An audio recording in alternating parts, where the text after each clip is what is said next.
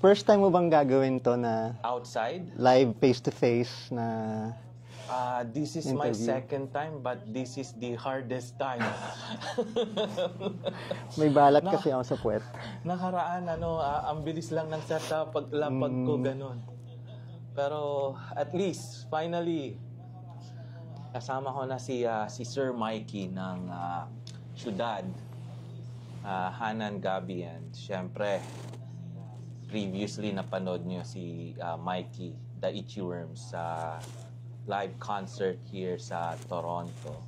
At hindi lang Toronto, buong Canada yung tour namin. So, let us welcome Mikey Amistoso. Oy. Hi! So, Good evening, good morning, good good morning afternoon. sa Pilipinas. Yun. So, kamusta, Mike, sa... To okay naman, nag-a-adjust sa lamig and sa buhay Canada. Pero masaya naman. Ilang weeks ka na dito or months? A few days ago, 1 month na kami ng wife ko dito. 1 month. Dumating kami dito October 27. So, more than a month na. Oo nga, no? Grabe, ang bilis ng ng araw. Lalo na dito, alas 5 pa lang dumidilim na. Alas 5 pa lang bedtime na. Kasi Oo, grabe kasi sobrang dilim na, no? Oo eh. Kamusta naman ang adjustment dito sa lugar na to? Wala pa naman nangyayari. Pakain-kain lang kami sa mga buffet, pa Walmart lang. Oh, wow. Tapos nung dumating ako dito one month ago, one day paglapag ko, one day later, lumipad kagad tayo from Toronto to Vancouver. For 2 weeks nag-tour muna tayo with the Itchy Worms. So vacation mode muna nun eh, parang surreal pa lahat, parang di pa nagsisinkin na nasa Canada na ako titira. So parang nung pag-uwi nila Jazz, nila Jukes, nila Julie, lahat, doon nag-sinkin sa akin na, oh my God, nandito na ako. So yun. So it's been, I think, 3 weeks since that moment. So ngayon, ayun, marunong na ako mag-commute, marunong na kami mag-commute ng asawa ko, marunong na akong, meron na akong Canadian phone number, meron na akong SIN, meron na lahat, meron na. Ramdam na ramdam mo ba yung pagiging Canadian natin? Yeah. Oo. Kulang na lang trabaho. Yun na lang. Pero enjoy nyo muna yung... Enjoy muna. Christmas season pa rin naman. So, Christmas season na tayo. Dating. Kumbaga, feel nyo muna. Tama. Pero naisip mo ba nung before ka pumunta dito sa Canada, kasi may tour, parang trabaho agad or naging parang excited ka dun sa mangyayari? Kasi parang lalayo ka sa Pilipinas eh. Parang ganun ang nangyari. Pareho, kasi trabaho dahil yun nga, magtutour with the Itchy Worms. Pero technically trabaho yun, pero hindi ko siya kinakount ng work. Kasi masayang kasama sila eh. Parang lang din ako nagbabakasyon pagkasama ko ang Itchy Worms. So, di ba, show up ako, joke time with my friends, tapos tugtog, di ba, parang masaya yun eh. So, hindi ko feel na nagtrabaho ako. Feeling ko nag-enjoy lang ako sa bakasyon, dumugtog. Pero kamusta yung bago ka pumunta dito? Kamusta yung pakiramdam natin na ilang araw na lang, lilipad na ako ng Canada. Iiwanan ko na yung Pilipinas, yung mga kaibigan, family, at kung sino-sino pa. Especially, mayroon kang band na Syudad, and then Hanan Gabi. So, kamusta yung pakiramdam na yun? Medyo weird eh, kasi yun nga, yung for the past 20 plus years, yun yung buhay ko. Well, a big chunk of my life is music sa Manila. Nag-part ako ng local music scene doon as a member of Syudad and as Hannah and Gabi, and as someone na nagko-contribute sa local music scene. Tapos biglang hard stop na wala ako doon. Medyo weird kasi ayun, hindi ko ma-explain eh. Biglang dito ako and yun nga, sabi ko sa'yo kanina, ano na, dito ako. Pero looking forward ako sa mangyayari and medyo malungkot ng konti pero also excited na anong merong bago. At the same time, parang in-expect ko na rin namang parang planado na namin itong mangyayari. So, nakapag-proper goodbyes na ako sa Manila. So, I don't wanna call it farewell gigs, but yeah, nag-gigs kami, quote-unquote, last gigs with Ciudad, Han and Gabby. And even sa Itchy Worms, nag-farewell din kami dun sa Pilipinas.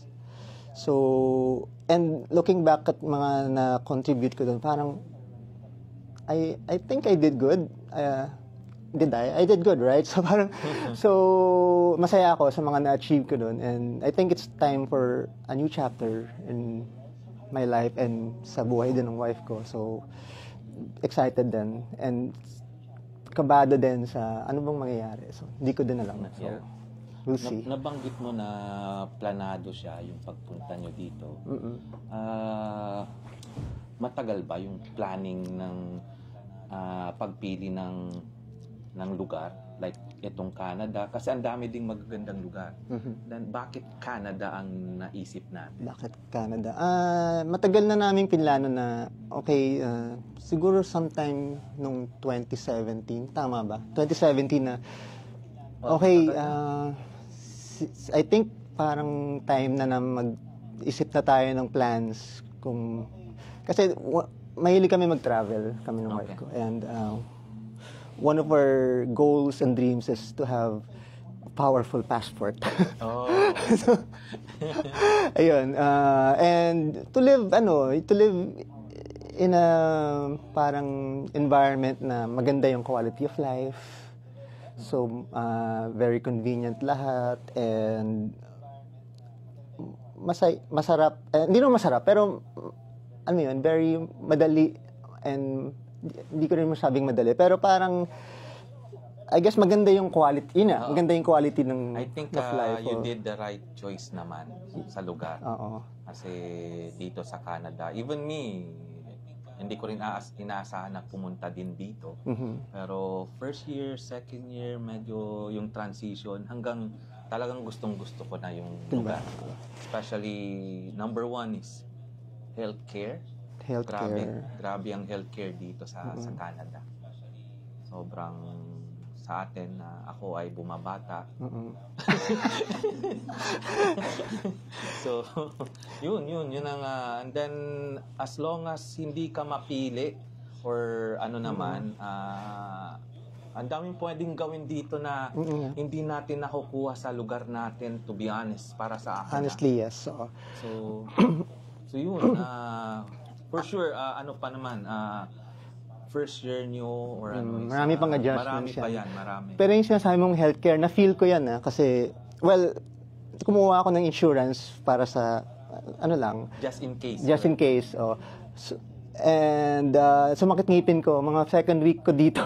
After ng tour, sumakit biglang ngipin ko. Ang weird kasi, dahil siguro sa mga kinain.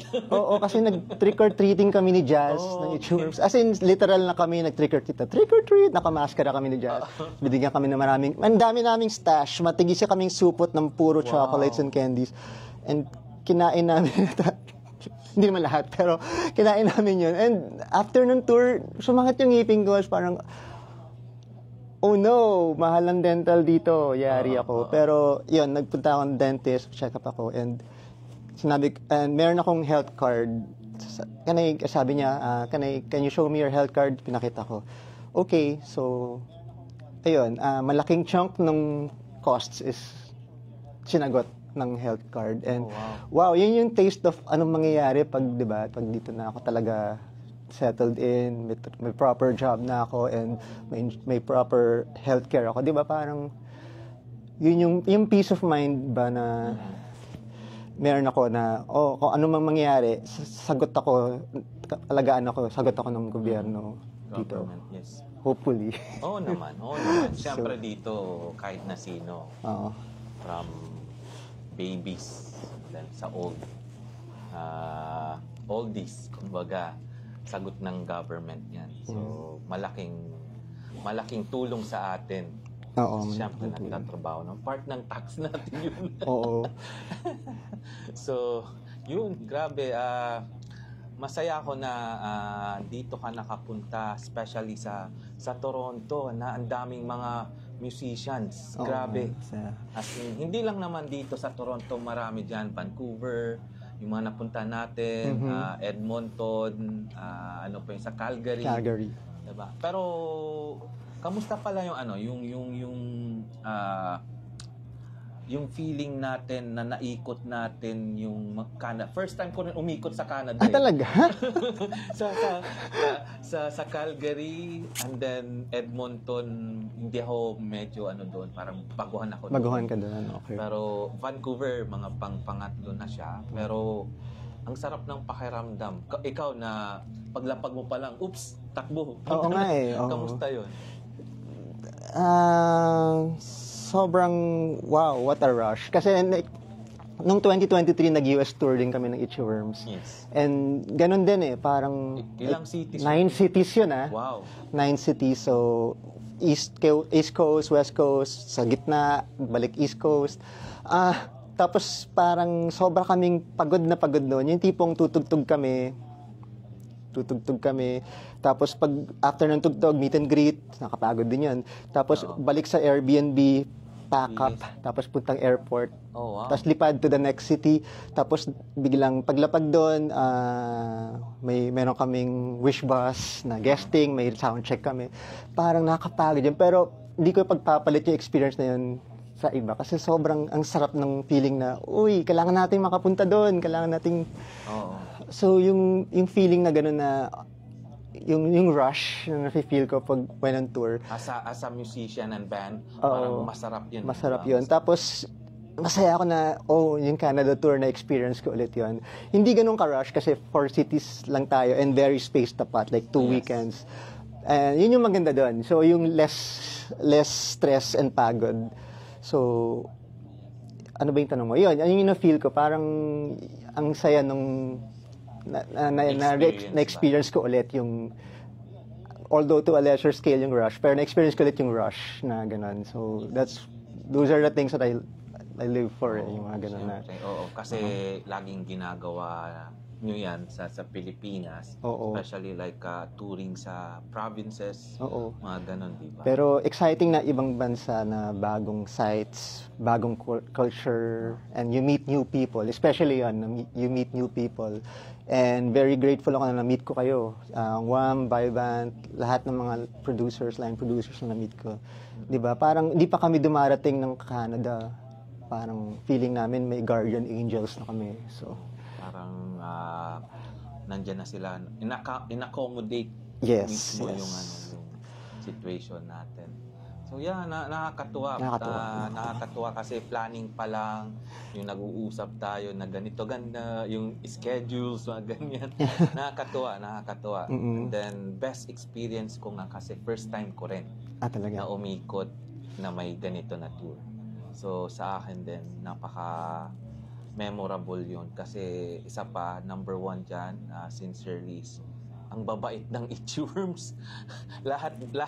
lahat ng nakakonect sa Itchy Worms, mababait sila, Quiz. Talaga? Oo.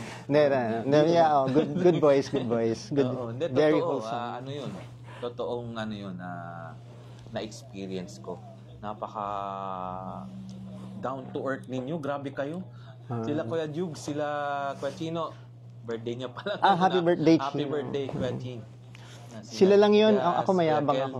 Ha? Si sample nga. Hindi, loko lang. Hindi kasi wala naman mararating sa'yo pag yung pag malaki ulo mo. Di ba? Parang eventually, hindi ka na magugustuhan ng mga tao. Wala nang kukuha sa'yo. So, hindi naman na ginagawa namin yan para kunin ulit kami. Pero parang, parang parang, I guess, basic human courtesy lang na maging mabait ka. Ay, di ba? Oo, parang, syempre, normal lang. Oo, normal lang. Hindi naman kailangan magpahirap ng buhay ng iba eh. Oo, totoo. Especially sila, Ma'am Julie, Kuya Jazz, Kuya Kelvin, si Sam, PV, grabe. Oo. At kung hindi mabait, si Kuya Mikey, kasi ilang buwan yung ano niya, almost the same age tayo eh. Yes, Di yes. ba? Yeah. Pero hindi, same age and then 24, di ba? 24 tayo ngayon? 24 years old? Oh, 24 tayo ngayon. Yeah, same age. Oo. So, hindi siya mabait. Grabe to. Grabe. Ano yan? Grabe. Ooh. Grabe yung ano, yung promotions ito ni Kuya ano, pero alam nyo ba na si Mikey, isa akong sobrang fan ng syudad. Grabe ako, grabe. Hindi ko inaakalang makakasama ko ang syudad dito ngayon. Sobra, grabe. Ayan, niregalo ko to kay Bipoy kasi sobrang bait niya sa amin. Uy, sa akin. mayabang din ako. Mayabang din. Mayabang siya pero sa amin mabait siya. Kasi binagyayabang ko na to. So, hindi, sobrang grateful lang talaga ako nung nakuha ko to kay Mike. Kasi noon college days, wala naman ako masyadong pambili ng mga sa totoo lang. Lalo na CDs, wala kaming CD player. And then CDs ko lang siya nakikita doon sa province namin. Ito, from ano yun? Make It Slow. Make It Slow. Ito Yeah, yun. yun. Itong album na to. Yeah, yan yung album na yun. Second album ng Syudad. Is that Syudad? Yes, son, it's me. Oo, yan. Grabe. Teka, dito pala yung camera. Ayun, may... Bakit dito pala yung camera? Ayan ba? Oo, I think dito. Yan, o. Yan. Kanina pa ako nag-show doon eh. Yun. Yan. Siyempre, please buy these albums kasi ako, one of the fan ako ng Syudad. Hana and Gabi. And then, siyempre, Daichi Worms. Oo, yun. Itaas pa natin. Yun. Sobrang gaganda ng music ni Mikey. Siyempre kasama yung members sila Mitch, Jeff, and si Justin. Jeff, and then si Justin, right? Right. Yun. Yeah. Hindi ko sila kilala kasi hindi ako fan. Grabe. Yun. Nag-umpisa yan sa Make It Slow, tol. Grabe. Make It Slow, tagal na 2004. Ilang beses ko yun pinanood dahil hindi lang sa music video kasi ang saya ng music video eh. Ang saya. Dan, talagang Make It Slow talaga. Make It Slow, okay.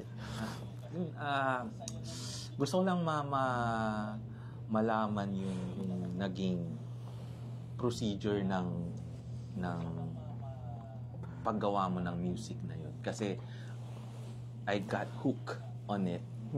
Masyado siyang ako, all genres, especially punk, pero ito tumama sa akin eh. Like nung narinig ko siya. Thank you. Sobrang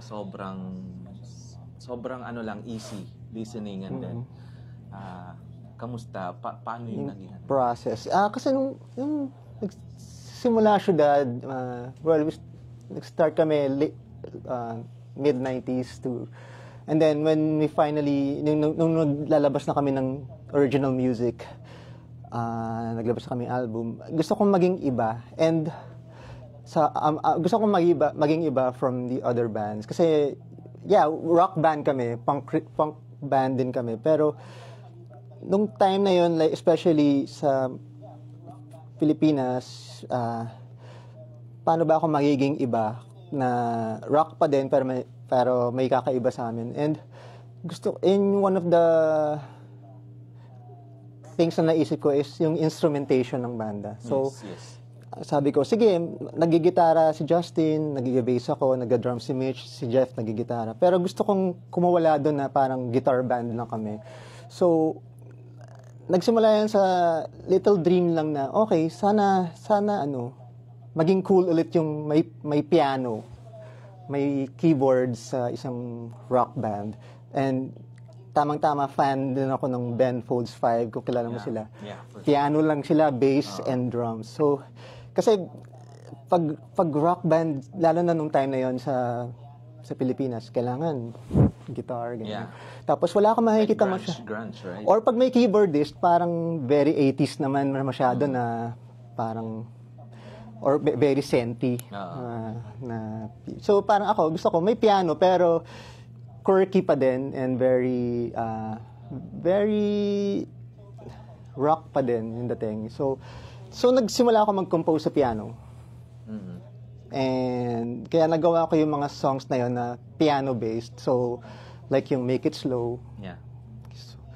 So nung ni-record namin yon, parang gusto ko totoong piano. So nagdala kami ng recorder doon sa bahay namin. May upright kaming piano. By the time, second album pala namin is independent na kami. Kasi yung first album namin, major label kami. And then, I think, din-rap kami or something. Sasabi namin, sige, kami na lang mag-record on our own. And which is a good thing kasi we got to do anything kahit anong gusto namin. So, freedom. Oo. Gusto namin ng piano. Walang piano may piano sa bahay. So, dinala namin yung recorder namin sa bahay, record kami ng piano. And at that time, early 2000s, 2002, 2003, para makapag-record ka na banda, kailangan mong magbayad ng studio. Pupunta ka sa studio, magbabayad ka ng mahal. Kaya kailangan... Limit pa siya, di ba? Limited time pa. So, kailangan mo talaga ng record label nun para sila magbabayad for you, di ba? Yes. Pero wala kami record label. So, ang ginawa namin, bumalik kami ng... Ang time na yun, hindi pa uso yung laptop. Hindi pa usap pa yung laptop. Ng mga DAW, Uso pa rin yung mga small recorders. Yung mga machine, built-in, all-in-one machine na siya, nakaka-record, may mixer na siya. So, nagpabili kami noon sa kamag-anak ni Mitch sa Hong Kong, inuwi niya dito. So, nag-ipon-ipon kami ng pera namin, so bumili kami noon. Tapos, nung meron na kami record ng kanta. Yeah. Siguro naka-record kami ng 30 songs. And yun yung naging second album namin is That Should Have, Yes and It's Me. So, namili kami ng mga 19 songs from there. So most songs are English, right? Yung parang lahat English talaga. Kasi hindi naman parang for some reason pagsasalita akong Tagalog, parang hindi maganda yung labas. For me, nagki-cringe ako. Kasi hindi ako magaling siguro magsulat in Tagalog. So okay. And may mga ibang magaling din like si Jazz ng Itchy Worm, super galing magsulat ng Tagalog. Pero ako, hindi lang ako gifted, I guess, in that way. And at the same time, gusto ko rin, yung approach ko, very global Parang, okay, sige, gusto kong marinig to ng mga Pilipinas, pero gusto ko rin marinig to ng the rest of the world. So, nagsulat ako in English talaga. And, so yun. So, yung drive ko lang na maging kakaiba, and then the resources that we have, the unlimited resource na we finally receive because nga meron na kaming recorder, we can do anything. We can bring the record. We don't need the studio. The studio is wherever we are. Diba? May piano sa bahay, dinala namin doon, may mic. Then nag-record kami ng drums sa attic ni Mitch. Oh, grabe. Bumili kami ng mics, kami nag-mic. Tapos kasi pag nasa studio, pag may engineer na very strict. Ito kasi yung process niyan wala kaming pakialam, hindi yan yung process. Naglagay kami ng isang mic on top of the drum set and then okay naman yung tunog. Ang ganda ng tunog, 'di ba? Mas maganda pa dun sa naka-mic ng mga 20 mics, 'di ba? So yun talagang nag-experiment kami and I guess yun yung proud kami na hindi kami nag-compromise. And then nailabas mo yung creativity ng mga songs talaga, hindi yung limited from the engineer mismo. Kumbaga, kayong apat as engineers na rin, Oo. nailabas nyo siya, di ba? So, In other words, naglaro talaga kami. And, pero syempre, yung laro namin, syempre, dapat hindi naman puro kalokohan lang, di ba? Maganda dapat yung labas. And kinontrol din namin na, okay, maganda rin dapat. yeah, So, yun yung process. Kaya nagawa yun. ang daming yung nagawang songs, albums. Ano yung pinaka favorite na naging masterpiece mo sa syudad? Sa syudad, I think it would be this album, Bring Your Friends. Ato. Sige, Yun. Eto. yeah. Nilabas yan nung 2008. Nandito siya. Nandyan yung My Emptiness, The Last Thing I Wanna Do. Yeah, favorite ko. Pasensya na, pero favorite ko lahat. Oo, lalo na Thank yung you. The Last Thing I Want The to Do Last Thing I talaga. Want to Do. Tring, tring. Di ba? Yeah, so, Sa lyrics ba ito? grabe. Oo. Hindi, Naiinitan ako. Oo. Sandali lang. Sige, ayan. Naiinitan ako eh. Sige, baka mahubaran ka eh. Nainitan ako. Ayan. Sandali lang. Sobrang naiinitan ako. Ayan. Oh, wow! So, sobrang naiinitan ako. Sobrang naiinitan ako. Suot ko yung kinuha na namin sa Mikey sa Canada. Kala nyo Kala nyo, nainitan talaga ako. Pero pinapakita ko lang yung suot ko ngayon. Thank you, suot mo yan. Suot ko siya. Special, kasi, ito po. Wag po kayong magalit sa amin, Manang Julie. Kasi kasama namin si Kuya Mike ngayon. Anong sabi? Gusto nilang tanggalin mo daw yung shirt nila. Abs reveal. Sigurado ba kayo? Baka ab lang yan. Naging plural yung ab mo eh. Abs. Baka ab lang ang makita nyo. Anyway, ito yung favorite ko, Bring Your Friends. Kasi, Yeah, Bring Your Friends. ito yung time na medyo, alam mo yun, mid to late 20s na kami. So, yung mga first few albums sa syudad, very quirky, very tongue-in-cheek. Ito yun. Parang yung mostly sa Follow the Leader. And then, hindi yan. Ito. It's fourth na yan eh. Fourth, so, this one is second. Is that syudad. Tsaka may isa pa. Sorry, hindi na kita nabigyan nun. It's okay. How are you, Miko the Happy Bear? Pero ito parang... I think yun yung lagi kong nakikita sa record bar na hanggang tingin lang ako kasi CD player siya. Wala akong CD player eh. Hanggang tingin lang talaga ako. Lang. Anyway, ito yung favorite kasi parang mid to late 20s na kami. So medyo tumanda na kami. Nagmamature yung... Nagmature na rin yung boses ko. Tapos ang daming, dami ko ng dami na naming heartbreaks na experience. Hindi lang kami na heartbroken, nag-break din kami ng hearts. And honestly, I mean, it happens, diba? Parang, diba? I'm not proud of it. I broke some hearts and but yeah, yung mga songs dito, yung mga experiences ko as a broken-hearted person and as a heartbreaker. So, tulad nitong Until It's Cool, it's a breakup song na supposedly yung lyrics ng Until It's Cool, kung pakinggan nyo, it's the singer, the persona is breaking up with someone. So, pero yung story ko doon is yung Until It's Cool, kasi may someone broke up with me and then I was really sad. And then sobrang yung pagka-breakup sa akin very walang closure. So yung sinulat kong lyrics na yun yung inimagine ko na sana sinabi niya sa akin, which she never did. She did not say to me at all. So pero yun lang, sinulat ko na lang sana yun yung sinabi niya sa akin. But hindi. So yun lang yun. Pero yun, thankful ako na binreak niya yung heart ko kasi nagawa ko yung mga kanta nito, like Until School, The Last Thing I Want to Do, yan. Yan, grabe yun, grabe. Pero para sa akin, bigyan nyo siya ng time and then yung moment na pakinggan each album kasi hindi kayo magsisisi sa maririnig nyo. Kani-kaninong hearts daw yung binrake ni Kuya Mike. Ang daming Ay, wow. dahu pala. Chismis na yan eh. Dahu, okay. Naging chismisan, hindi music. Abangan sa next episode. Mahabang kwento yan, guys. Mahabang kwento. yan. Pwede nating upuan. No? Pwede nating. Okay. Tumayo na kami kasi parang asayang nakatayo eh. Oo, parang nahapag. Oo parang ang formal eh.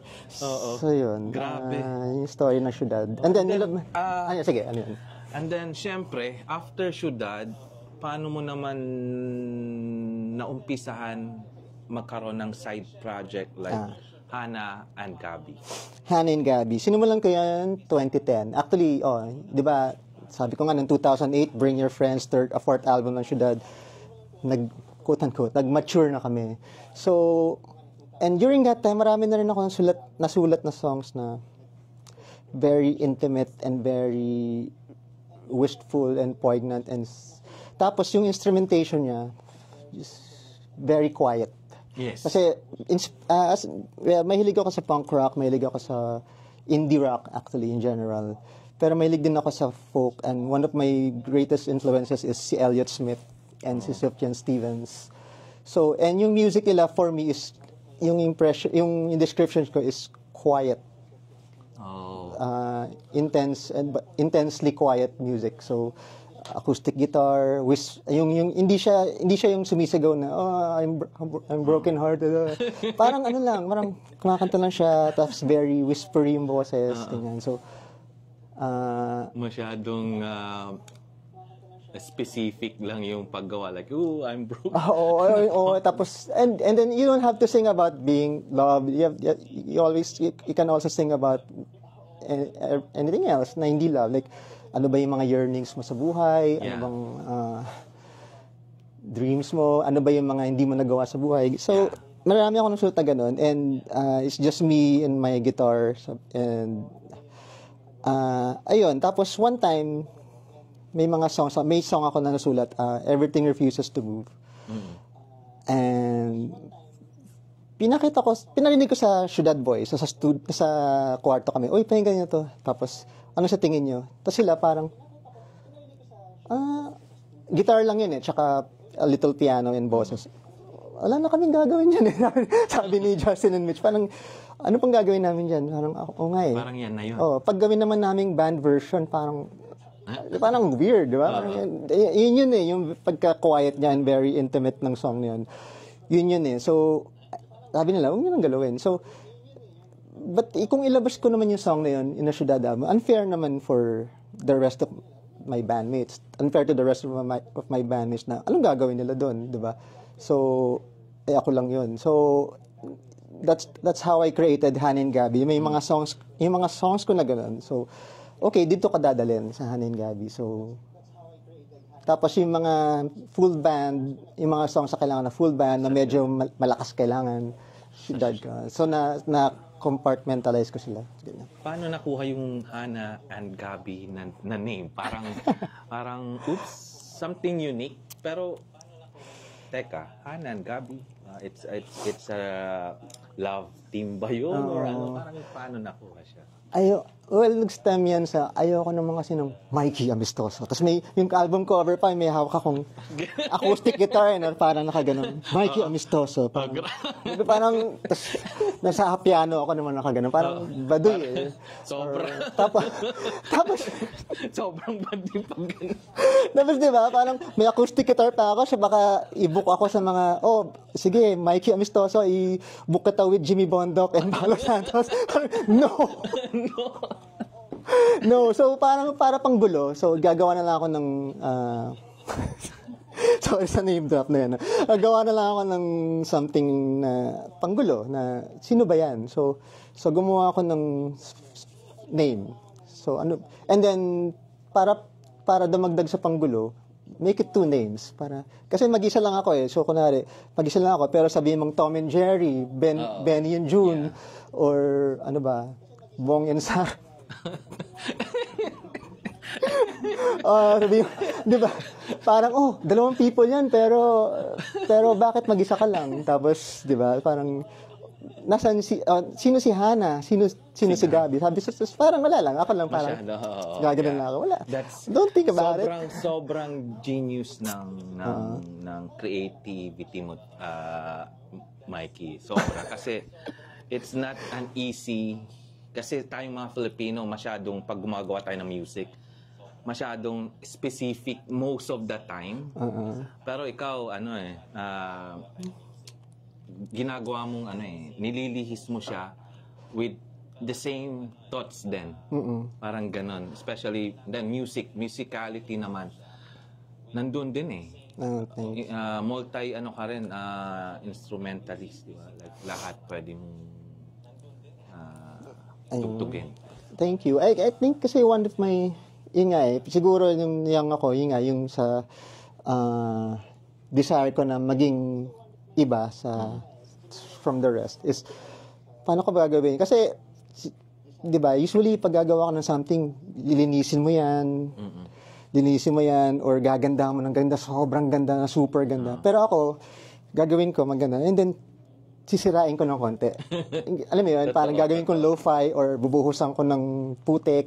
Or, metaphor lang 'yun. Pero kaya yun nga yung mga syudad, yung recording very hindi siya yung regular sounding. Hindi siya yung typical chordings. Kumbaga. Chordings. Pati kasi ang daming transition. Yes. Which is sobrang connected still yung chordings na yun. Kasi pag gagawin namin hindi safe pakinggan. Kasi pag safe man lahat parang wala lang. G, A minor, C, D. Hindi yung tenga ng tao hindi sila mahihila ng ganun. So kailangan mong sirain ng konti parang ano yun? In a good way, sirain in a good way. So yun yung one of my philosophy sa paggawa ng art. Yes. Ng whatever, ng art. Sirain mo ng konti. Yun yung yung pagiging henyo natin sa paggawa ng music. Sobra ka naman henyo. Grabe. Mikey, the original male har-har, sabi ni Jugs. Har-har! Shout out, Kuya Jugs, sa lahat. Si Benjo. Benjo. Si Alec. Hindi, gusto na namin mo po. Si Marian. Hi, Marian. Hi, Mrs.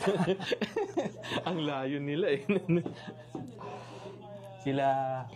Si Manang Julie, sino pa na diyan? Si Justin. Jo. Ay, okay.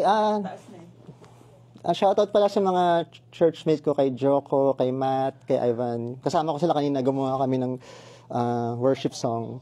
Nag-arrange kami. So, very very fun din. So, iba din yun. Sa church niyo, church. Wow. That's good.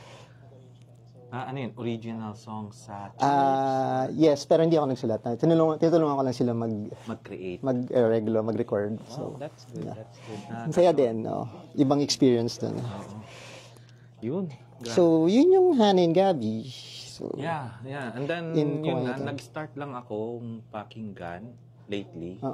Pero may isang song na akong na napakinggan sa isang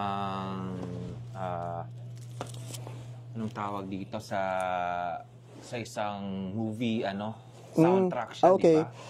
Napakinggan ko yun. Hi, Josh. Hello. Yun, ito, Hana and Gabi. Meron kang yata. Ayan yung plaka, plaka. Yeah, ito. Yun. Yeah. From Backspacer Records. Hana and Gabi. Yun, yun. Order kayo nito kasi limited editions or limited copies lang to. So, vinyl record ng Hana and Gabi. Kasi, as Hana and Gabi, naglabas ako ng 2 album. Yes and Years Gone. But, itong album na to, simply called Hana and Gabi, self-titled. So, I chose the best songs from these 2 albums and put it in one album. Tapos, pwede nyo pakinggan sa record player nyo. Parang, mastered by Ellie Bandia. So, oh, wow. Sir Ellie. Orderin nyo sa Backspacer Records. That's backspacerrecords.com. Oh. Backspacer Records. And syempre, sa mga music stores from Philippines. I'm not sure Parang hindi na kasi uso yung CD. So, puntaan nyo lang sa YouTube or sa Spotify. YouTube, Spotify. Hana and Gabi. For sure, if marinig nyo yung syudad, but recommended yung yung mga songs doon, and then put the time to listen also for Hannah and Gabi kasi hindi kayo mapapahiya sa mga likha ni Mikey. Narinig ko yung sweaters, and then mayroon kang sinend na video sa akin. Winter? Yeah, Winter. Grabe yung nakakatuwa lang. Is that like ikaw yung nag-director, gumawa ng concept ng music video, or you just... Yes, nagpatulong ako sa kaibigan, and then shoot niya sa New York. Oo. And then kasi winter doon ng time na ginawa yung nagpagawa ako ng video. So nag-shoot siya ng scenes from Winter in Brooklyn. Yeah. And yun. Yeah, I think nakita ko rin yung mga gigs niyo sa US, New York with Ciudad. Oh, yes, time. yes. Oo. So, Noong 2009, pumunta kami New York. So, very special yung New York sa akin. Kasi Ciudad went there 2009. Sobrang saya ng memories na experience namin doon. We played in like 5 shows. Yeah. Makikita ba natin ang Ciudad dito? Sa Oo. Canada? Tayong bahala doon. Nasa atin. Tayo. Tayo ba? Tayo. Hindi, it's up to us. So. I mean, I wanna make that happen. So, No, for sure. Siyempre, dahil... oh, hello. Si Joms. Kamusta ang Tesla mo? Oo nga, kamusta? Thank you sa pag-drive sa amin. Shout out. Thank you. Bro. Thank you. Manang Julie, thank you po. Benjo, Kinamusta ang Tesla? sabi ni Benjo, pa-score naman ako, Idol Mikey, for future film projects ko. Oh yeah, if you want to have at least music video with Mikey, reach out. Nag-score din ako ng films and movies. Lagi ko yung ginagawa with Jazz. Minsan ako lang or minsan si Jazz lang. So, yeah. So, that's one of my day jobs when I was in Philippines. So, marami din ako natutunan doon na in-apply ko sa Hannah and Gabi. So, ayun, yung mga paano mag-record ng piano, paano mag-reverse record ng piano, yung mga ganun. Siyempre, in the near future, Mike, ano ang aabangan nila sa new chapter ni Mikey dito? Music-wise, and siyempre, wag ng lifestyle kasi private na yun. Siyempre. Pero music-wise, ano ang aabangan nila kay Mikey Amistoso? Actually, nandito na ako, bago yung environment ko. So, definitely makakasulat ako ng new songs. Hindi ko pa alam kung for Ciudad or for Hannah and Gabi. So, abangan na lang. And napakaraming opportunities for inspiration dito. So, lalo na ngayong winter na sobrang bleak. Gusto ko yun yung cloudy skies and white, bleak. So, na-inspire ako sa ganun. So, marami yung nasulat na yun yung nasa isip ko. Like, tulad ng winter nga na Hannah and Gabi. So, I'm sure marami pa ako masusulat na kanta dito. And, maybe a year from now, maglabas ulit ako ng EP or album. Ayun. So, tingnan natin. Abangan natin yan. Kasi syempre, for sure. And then, ang ano naman, recording, maybe you can do recording from your place, and then yung Ciudad sa side nila, baka pwedeng mangyari yun. Oo, pwede naman, especially nung pandemic, na-realize namin, pwede naman mag-recording from our homes. Yeah. So, kayang-kayang mag-new stuff ang Ciudad kahit nandito na ako. Yeah. And who knows, baka papuntahin ko sila dito and yun. mag-shows kami. Yeah. Diba? Yun ang abangan natin. Abangan natin yun. No?